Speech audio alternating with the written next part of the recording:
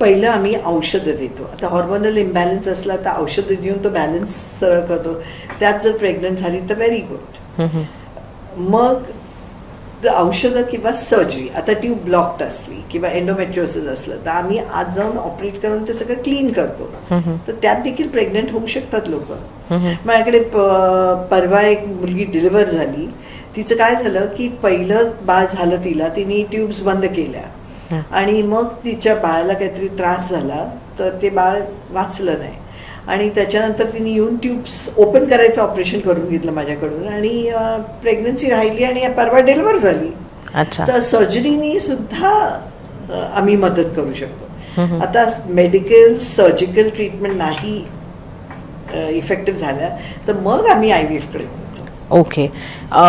एक म्हणजे आणखीन जे बोललं जातं ते म्हणजे की पुरुषांच्या दृष्टीनं वंध्यत्व हे टॅकल करणं सोपं आहे की महिलेच्या दृष्टीनं वंध्यत्व टॅकल करणं सोपं आहे? मला वाटतं पुरुषाच्या दृष्टीने. कारण काय, मुलगी फार इम्पॉर्टंट आहे, तिचं एग रिझर्व फार इम्पॉर्टंट आहे. तर जर तिच्यात काय प्रॉब्लेम असला तर प्रेग्नन्सी रेट मस्त असतो यु नो.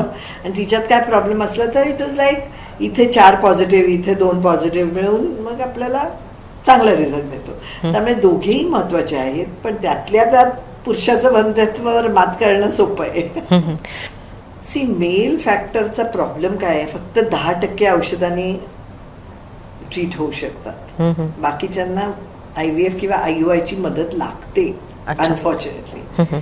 तर तुम्ही कोणाकडनंही औषधं घ्या, 3 महिन्याच्या वर जर फरक नाही पडला तर प्लीज स्पेशलिस्ट कडे जा. पण ही अशी औषधं घेतलेली चालतात? आय थिंक आम्ही चिकार लेक्चर्स घेतो. हे बघ, आता लक्षात ठेव की भारत एवढा मोठा देश आहे, डॉक्टर टू पेशंट रेशिओ फार नाहीये बरोबर नाही. त्यामुळे स्पेशलिस्ट डॉक्टर मिळणं बिकम्स डिफिकल्ट. तर साध्या ट्रीटमेंटनी जर बाळ होत असलं तर व्हाय नॉट.